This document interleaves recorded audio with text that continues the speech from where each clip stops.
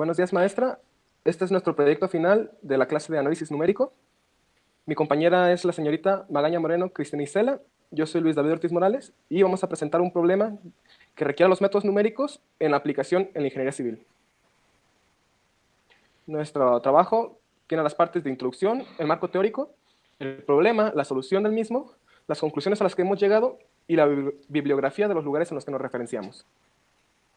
Los métodos numéricos son una herramienta eficaz para resolver problemas que no pueden resolverse analíticamente. O en otro caso, que simplemente queremos resolverlos por métodos numéricos, nos es más fácil con métodos numéricos, pero realmente cuando un problema se puede resolver analíticamente, también se puede resolver por métodos numéricos. Este tipo de procedimientos matemáticos se basan en el uso de gráficas que permiten visualizar y hacer intuitivo el resultado de los procesos. Básicamente son intuitivos y muchos de los métodos que podemos usar también se utilizan fórmulas que facilitan mucho la aproximación, el resultado del problema. La mayor complicación que puede surgir al utilizar métodos numéricos es la enorme cadena de iteraciones que se puede requerir para un único resultado. Sin embargo, el rápido avance en la tecnología ha provocado que los métodos numéricos puedan ser rápidamente resueltos por medio de la programación, como lo haremos a continuación. Ya mi compañero y yo hemos hecho un programa para poder resolver nuestro problema que no tiene una solución analítica, pero eso ya lo veremos más adelante. En nuestro marco teórico. En la ingeniería civil, en el área de estructuras, analizamos el comportamiento de elementos estructurales cuando estos son sometidos a diferentes tipos de fuerzas, que pueden ser, que las más comunes son la de tensión y compresión, las más comunes, las que podemos encontrar en los elementos estructurales. Pero en este caso solo nos vamos a enfocar en la fuerza de tensión, que se define como la atracción que ejerce un sólido al intentar recuperar su forma original, como lo es una liga. Una liga al hacer esto está trabajando tensión. En la vida cotidiana, el ejemplo estructural más claro que podemos encontrar en construcciones con elementos a tensión son los tirantes de un puente atirantado. En este caso, el ejemplo más claro en nuestra ciudad sería el puente Matute-Remus. El método numérico que nos es más eficiente es el de bisección, al ser fácil de programar y para evitar los problemas que puedan causar las asíntotas, los mínimos y los máximos. Muy bien, como dijo mi compañera, nosotros tomamos nuestra inspiración en el puente Matute-Remus, en una situación que no va a ser extraña a la hora de hacer este tipo de construcciones. Y nuestro problema se describe de la manera siguiente. Un puente atirantado va a ser construido y se sabe que debe soportar una fuerza máxima de 35 meganewtons. Los tirantes son de acero, el cual tiene una rigidez de 110 meganewtons sobre metro. Determina el desplazamiento del puente antes y después de que se aplique la fuerza F. Muy bien. Aquí podemos ver que nuestro puente está sometido a una fuerza de 35 meganewtons, que está a una altura de 30 metros cuando está en estado de reposo y una altura de 30 metros más D cuando se encuentra a tensión. Y entre cada tirante tenemos 10 metros. Ok, entonces nosotros sabemos que nuestra resistencia son 110 meganewtons sobre metros y que una forma de calcular la fuerza que está haciendo este puente es la fórmula F es igual a K por delta Y. Muy bien, sabiendo esto,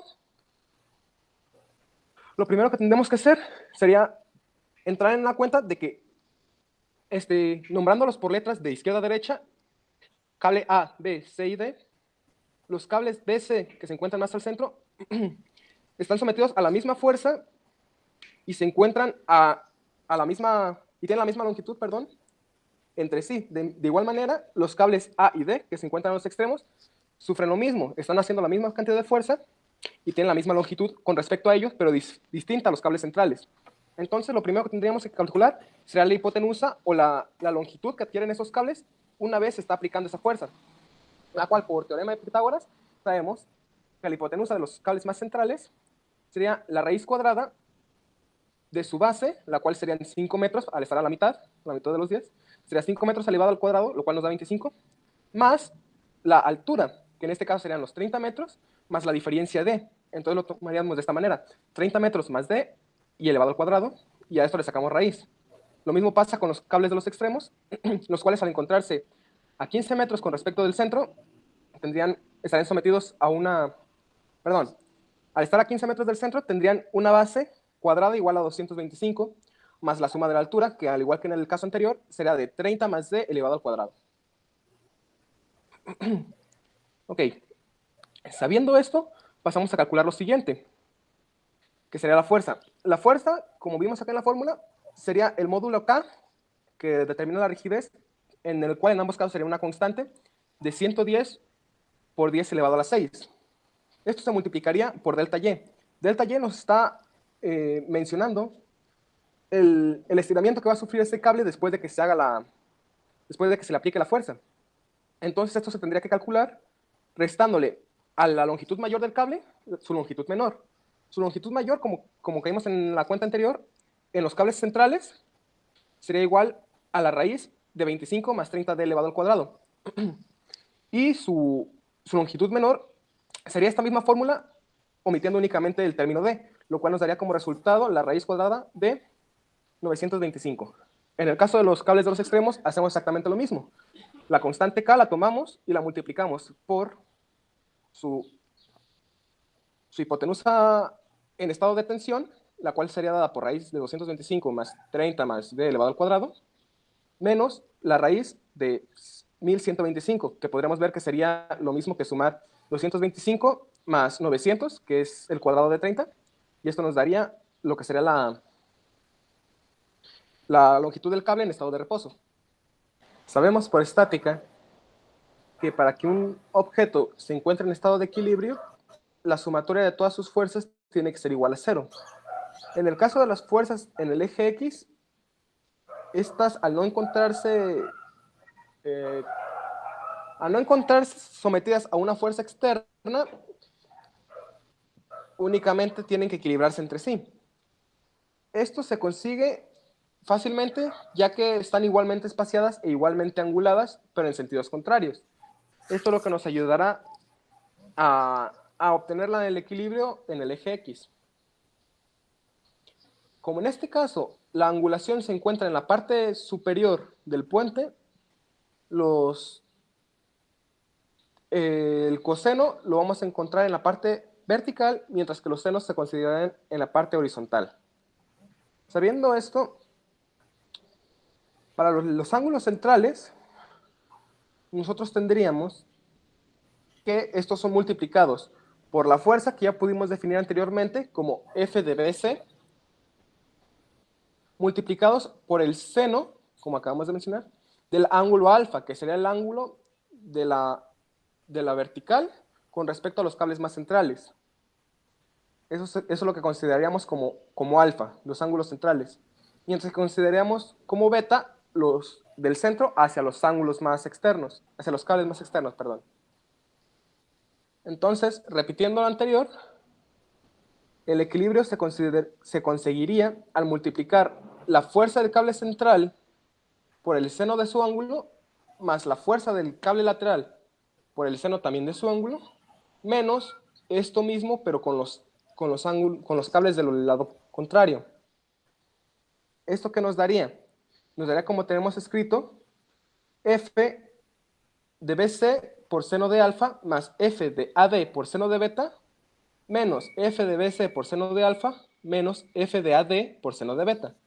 Esto nos da una condición de equilibrio que resulta en 0, pero que hace que la fórmula no nos sirva de mucho para encontrar una variable. Entonces nos queda únicamente la sumatoria de las fuerzas en el eje Y. Para fines prácticos, consideramos los números positivos hacia abajo, mientras que consideramos las fuerzas negativas como todas las que van hacia arriba. Ok, sabiendo esto, tendríamos que la sumatoria de fuerzas se ve referida como el menos 35 por 10 a la 6, que es el equivalente a la fuerza que está soportando el eje hacia arriba, menos 2 veces, ya que tenemos dos cables que están funcionando en dirección hacia abajo, de la fuerza BC, que son los cables centrales, como mencionamos anteriormente, esta vez por el coseno de alfa, que sería el ángulo de los cables centrales, más 2 veces la fuerza, ahora de los dos cables laterales, multiplicados por el coseno de beta, que como mencionamos es el ángulo desde el centro de la figura hasta los cables laterales. Esto lo podríamos comenzar a simplificar o podemos empezar a jugar con los valores. Nosotros sabemos que el coseno es lo mismo que tener el ángulo adyacente sobre la hipotenusa. Entonces, ¿cuál sería el ángulo adyacente en el caso del coseno de A? Muy sencillo, de alfa, perdón. Muy sencillo, tomaríamos el cable central y veríamos que su ángulo adyacente no es otra cosa más que la altura del puente más la diferencia de. Esto nos daría 30 más d. Y su hipotenusa sería la que habíamos considerado anteriormente, que sería la hipotenusa de BC. Como aquí podemos ver, la raíz de 25, etc. De igual manera se hace con el coseno de beta. El ángulo adyacente vuelve a ser la altura del puente más la suma de la diferencia por la fuerza. De igual manera, la hipotenusa viene a ser lo que hemos calculado al inicio, la hipotenusa de los cables externos a D, que es la raíz de 125, etc. Sabiendo esto, ahora nos faltaría definir lo que son las fuerzas, que lo tuvimos anteriormente. Haciendo esto, reescribimos la ecuación y obtenemos lo siguiente. Cambiando el 35 por 10 a la 6 al lado contrario de la igualdad, tendríamos que 2 veces la fuerza, que es de 110 por 10 a la 6, multiplicado por la raíz de 25, etcétera, etcétera, más 2 veces la fuerza del coseno. La fuerza del coseno multiplicado por... Más 2 veces la fuerza por el coseno, perdón. Esto quedaría reescrito de la manera que podemos ver en la pantalla. 110 por 10 a la 6, multiplicando a la raíz de 25 más 30 más d al cuadrado menos la raíz de 95 por lo que calculamos anteriormente como coseno de alfa. Y volvemos a hacer lo mismo con beta. 2 veces lo que calculamos como la fuerza, que sería el 110 por 10 a la 6, multiplicado por lo que consideramos coseno de beta, que sería 30 más d sobre la raíz de 225, etc. Ahora, para empezar a simplificar los problemas, tendríamos lo siguiente. Empezaríamos multiplicando el 110 por los dos parámetros de fuerza que tenemos, lo cual nos daría un 220 en ambos términos de la suma que teníamos al inicio. Esto ocasiona que tanto el 220 por 10 a la 6 como el 30 más d lo pudiéramos factorizar y lo podamos sacar y simplificarlo. De igual manera, si prestamos atención anteriormente, el valor de la hipotenusa se encontraba tanto adentro como fuera del paréntesis. Esto significa que al tener una división entre iguales, nos da como resultado 1, el 1 que tenemos aquí, menos la raíz de el 925, que era parte de nuestro delta, si podemos recordar, sobre la raíz de la hipotenusa del primer cable. Y de igual manera pasa en el otro caso. También la hipotenusa que se encontraba dividiendo tenía una inversa que se encontraba multiplicando. Esto provocó que tuviéramos de nuevo el término 1 menos la raíz de 1125 sobre la hipotenusa. Esto para hacer una siguiente simplificación. Al pasar todos estos términos del lado opuesto de la igualdad para intentar despejar solo la d, que es el término que nos interesa, nos encontraríamos con lo siguiente. Con que el 35 por 10 a la 6 se encuentra arriba y está siendo dividido por todo lo que estaba multiplicando a nuestro 30 por d. ¿Esto qué era? Pues tanto el 220 como el número que factorizamos. En este caso, al sumar los términos 1, nos encontramos con que tenemos un 2 y los dos términos restantes están restándolo. Y por último, lo que hacemos es pasar el 30 que está acompañando a la d, que está sumando, la pasamos restando. Y entonces obtenemos esta ecuación de aquí, que como podemos ver ya empieza a verse bastante compleja y difícil de despejar o de resolver por métodos analíticos. Hacemos una última simplificación y nos encontramos únicamente con que eliminamos el 10 a la 6 de la parte de arriba con el de la parte de abajo. El 35 lo factorizamos en 7 por 5, de la misma manera que el 222 lo factorizamos en 44 por 5. Se eliminan los 5 y nos queda ahora este resultado que tienen aquí. 7 está siendo dividido por 44 veces el 2 siendo restado por la raíz de 925 entre la raíz de 25 más 30d al cuadrado y todo lo que ya hemos visto desde hace rato. Y una última resta de los 30 que hemos despejado anteriormente, que dijimos que venían de la suma con d. Y este término de aquí esta ecuación de aquí va a ser sobre la que vamos a hacer nuestra programación, ya que esta no puede ser despejada de ninguna otra manera, lo que provoca que no pueda ser resuelta analíticamente. Necesitamos un método numérico que nos pueda dar una satisfacción de un número que esté tanto adentro como afuera de la ecuación, lo cual ya se encargará de explicar mi compañera. Bueno, yo aquí ya tengo el programa del método de disección con el que vamos a solucionar nuestro problema. Como aquí pueden ver, esta es la ecuación que hace un momento explicó mi compañero Luis. Y como ya es costumbre, para el método de bisección necesitamos un intervalo inferior y otro superior, que acá ya los tengo, ya los metí en el programa, ya resolví el programa. Ahorita estoy dando un pequeña pasada. Pequeño programa. Aquí ya tenemos la parte de la solución. Tenemos un error de 1 por 10 a la menos 6. Aquí tenemos la fórmula para la disección, el programa. Aquí es la impresión de la respuesta, la tabla y la gráfica. Como les mencioné, ya aquí tengo los intervalos y aquí tengo el resultado. La raíz es 0.089958. Aquí tenemos la tabla con las iteraciones, que en este caso, con un error de 1 por 10 a la menos 6, hizo 16 iteraciones para llegar hasta este valor, 0.089958. Y esta es la gráfica de la ecuación. Como pueden ver, aquí está la raíz aproximada. Y esta es la ecuación en color azul. Ya aquí abajo también tenemos una sustitución de este valor de la raíz en la ecuación. 0.089950 en la ecuación. Y nos da igual a menos 0.4285 por 10 a la menos 5, que es pues prácticamente 0 con un poquito valor ahí, pero es 0.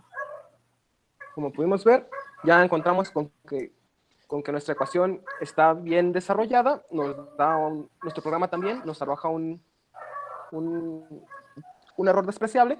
Sin embargo, tendríamos que considerar a la hora de interpretar estos datos el cambiar los cables que estamos utilizando, ya que sus resistencias, como recordamos, estamos trabajando con metros. Entonces, el que tengamos un error de 0.089, casi 0.09, significaría que nuestros tirantes, en apenas 30 metros de altura y 30 metros de longitud, están bajando 8 centímetros el puente, casi 9. Lo cual, pues, primero tendríamos que ver si los cables son capaces de resistirlo sin romperse.